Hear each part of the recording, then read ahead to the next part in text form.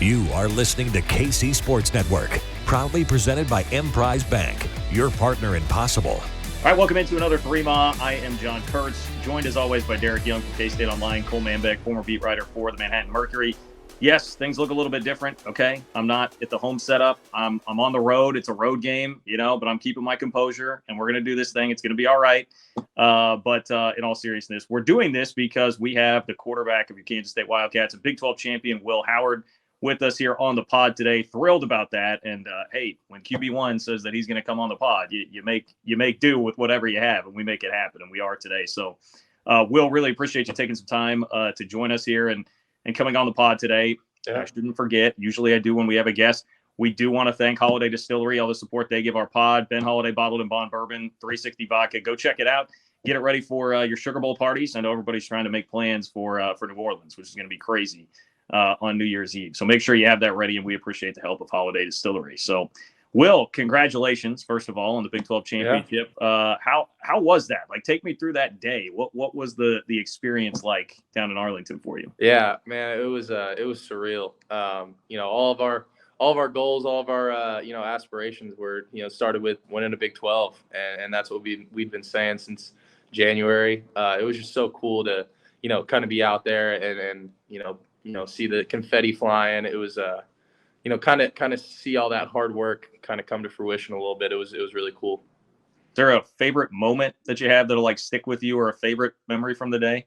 I mean, I think the kick, just like seeing Ty running on the field, kind of giving him a high five, seeing him smile, running on. I knew there was no doubt in my mind that he was making that kick. Just the way he was running on that field with so much confidence, and I couldn't even look. I was sitting over on the sideline. I was just looking at the ground, saying some prayers, but I just heard the eruption of the crowd, and that's that feeling, and running out on the field and celebrating with my teammates. I'll never forget that. That was awesome.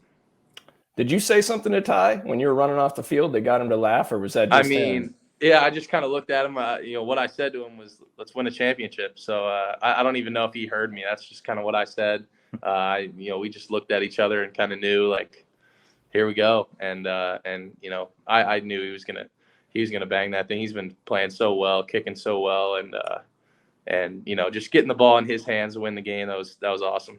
I can't believe it, man. He's smiling out there. I'm trying to take video from my seats, Will, and I can't even keep my hands still. They're shaking so bad on the video. So for him to be able to just go out there so calmly and make that kick was incredible. Hey, the K-State video team, they've obviously, a social media team, has put out some incredible videos since the Big 12 championship. And one of my favorite videos, about 2 minutes in, goes to that locker room speech in Ames at Iowa State in 2020. And you're actually standing there next to Coach Kleiman when he's given that speech. What do you remember from that day, that locker room speech? And would you view that as maybe the turning point for the program at that point? Or when do you think this thing started to shift?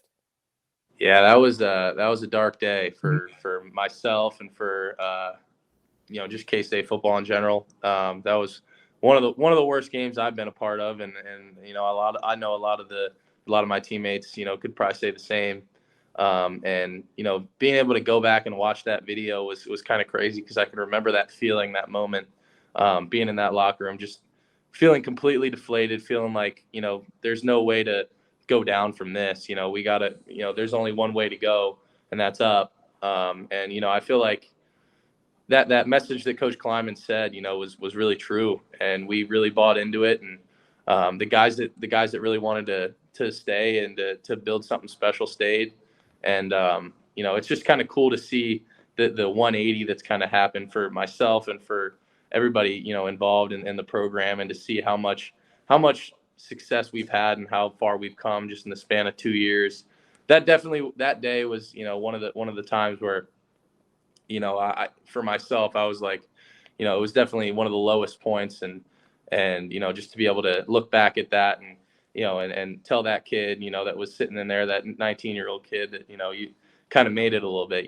We made it out of that tough time, and it's really cool to to come out on the other side.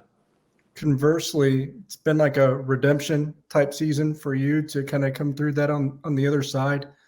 I know you started to really play in that against TCU, the first loss or whatever, but was there a moment where you discovered or it clicked for you where like this game is a lot slower than I remember it, from my first or second season where it's like, okay, I can definitely handle this? Oh yeah. I mean, going out in that TCU game and kind of stringing a couple of throws together, and Cade made that really good catch in the corner of the end zone, kind of bailed me out a little bit. That just gave me a little confidence and kind of showed me like, man, I can do this. We can do this. Let's ride. And we kind of just got going from there. And all of a sudden, just in being in that game, it was like, this is nothing new to me. I've done this before. And, I felt like my game has changed a lot, and my game has, evolved, especially my passing game, just the confidence that I've had. It's all about confidence at the quarterback position. And, being out there and being able to focus on truly just what the defense is doing, being in the system for 3 years, I know the offense like the back of my hand at this point. And so it was really nice to kind of settle in and feel like I was a little more poised, and things were going a little slower, just being having a lot of that experience for my first 2 years that I didn't at the time. I didn't see that it was going to help me in the future, and everyone was telling me that, but I didn't really want to believe it. But now looking back, it's like, man, that was huge for me, just to kind of go through the fire and have to be forced to kind of go through that stuff before I really wanted to, because when I feel like I'm truly ready, now it's like, it's no big deal. We'll probably ask you about the emotions that you kind of went through when Kansas State chose to add in Adrian Martinez as a transfer. We now know you two have become really close friends, maybe even best friends. But was there a conversation or maybe something that Adrian told you at any point this year that kind of really made it click for you as well? It's funny.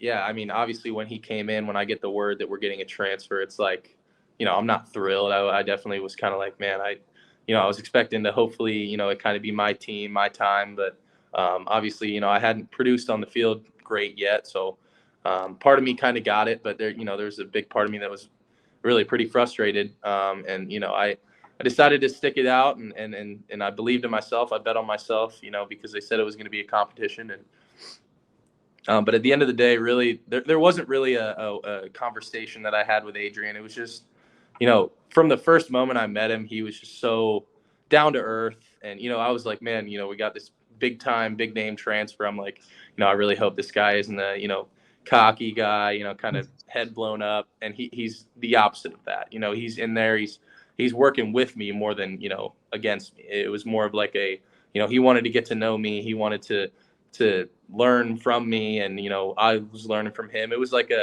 just a very productive relationship. He was just so super cool, super down to earth guy, like just an all-time cool guy is what we were calling him. He was just super good, super nice guy, and every conversation I had with him was just awesome. And he I couldn't help but like the guy. It was like, it was almost at first I was like, man, I want to not like this guy, because he's like my competition, but man, he's just too dang cool. Like, and we just, we kind of bonded, and over time we just, the amount of time we spent with each other, and, just kind of getting to know everybody. He was just super cool, super awesome dude, and couldn't help but like him and become good friends with him. Was finding out that Adrian was coming the toughest moment for you at K-State, or if not, what was in your career, do you think? I mean, there's been some tough moments for sure. It was, my freshman year was probably some of the darkest times, just being during COVID. I was living by myself. I'm kind of going through the fire. I don't have much confidence in myself. People are, kind of dogging on me, and I'm struggling. I was really struggling then, just mentally, kind of off the field stuff. And then, yeah, I mean, that was definitely, another one of the toughest things to kind of deal with. It was frustrating, it was, I felt like I had kind of wait my time, and, felt like my time was coming, and I could finally prove myself right, and kind of flip the script. But, when that happened, it was it was frustrating. But, as soon as I met Adrian, I knew it was going to be all right. And, it would be positive, and whatever happened would be in the best interest of the team. And, I kind of knew that, what was going to happen.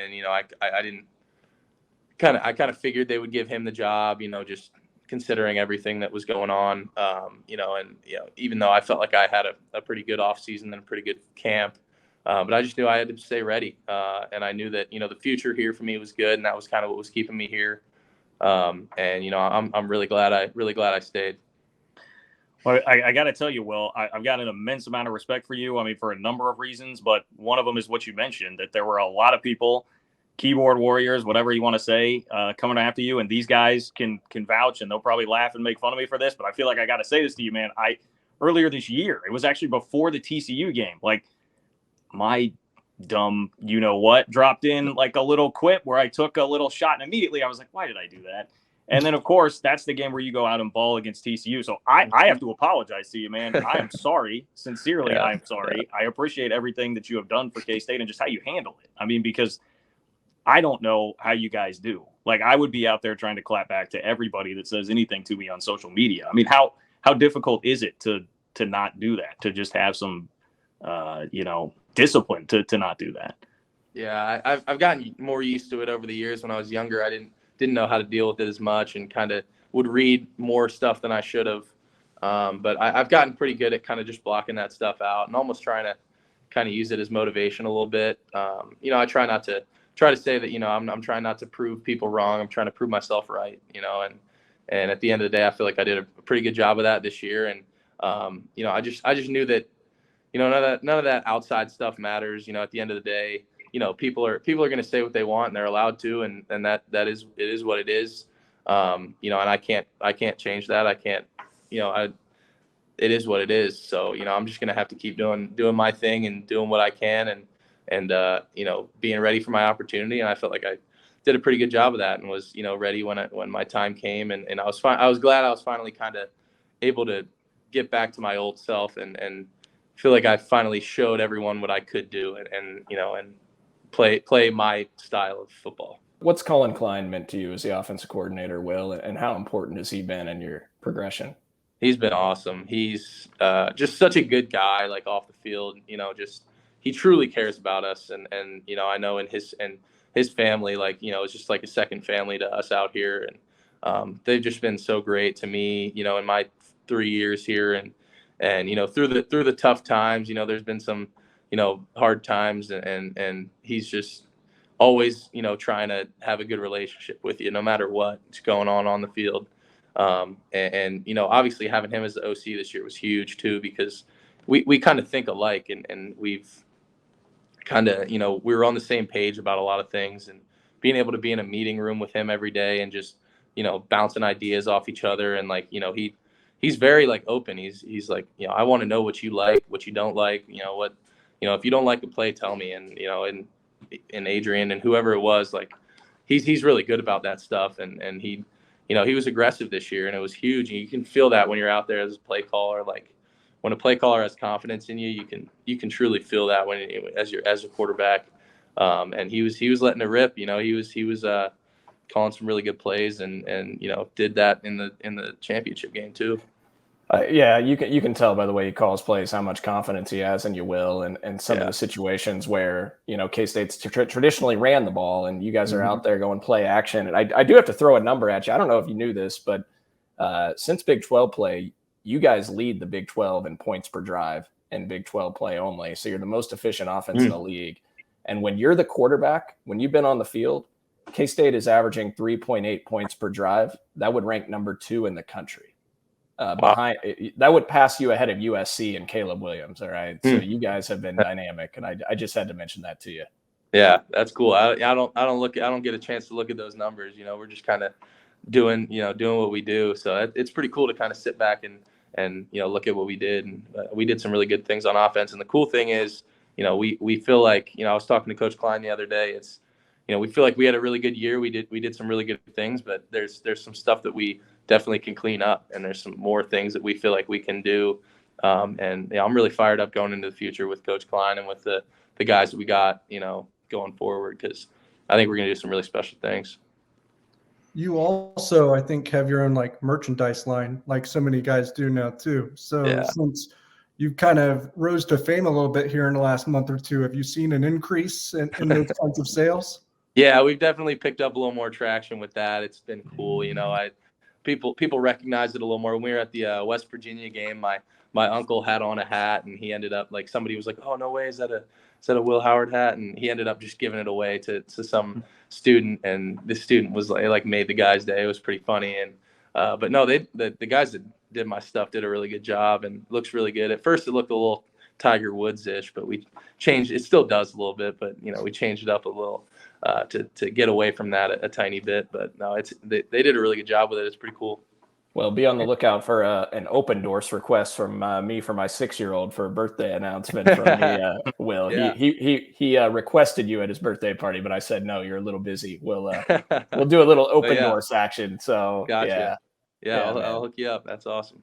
Yeah. And with the new era of college athletics too, you have the guys that because of the pandemic can come back for an extra year, or some of your underclassmen could be looking at the NFL draft too. How much do you try to recruit your own teammates to come back for another year, and the way that things are now? That's been one of my, this week has been one of my biggest things, is like just trying to recruit guys back. Obviously they're trying to go into the portal and do those things, but really the most important thing is trying to get the guys that are kind of on the fence back. And I think we're going to have a lot of guys back, honestly. I think it's looking pretty good right now. And, it's funny, Coach Kleiman on the field after the game, like we had just won the Big 12, and he's like, this week, I want you to be talking to this guy and this guy. I'm like, man, Coach, can we enjoy the win a little bit? Like he's just, it's funny. He's so business oriented, process oriented. But that's been a big point of emphasis for me and for a lot of us this week. So I'm hoping we can reload and do this thing again and run it back. Are you optimistic, cautiously optimistic? You may have some experience returning in the backfield with you at this point? I hope. I've been talking. I've been doing my recruiting, but I get it. At the end of the day, guys got to do what's best for them, and I'm happy for whoever that may be, regardless. So I'm rooting for him, and whatever he decides to do will be a good decision, because he's just such a good dude. But he's ready. I think he's ready, regardless. So I'm excited for him. No doubt. Echo that sentiment too.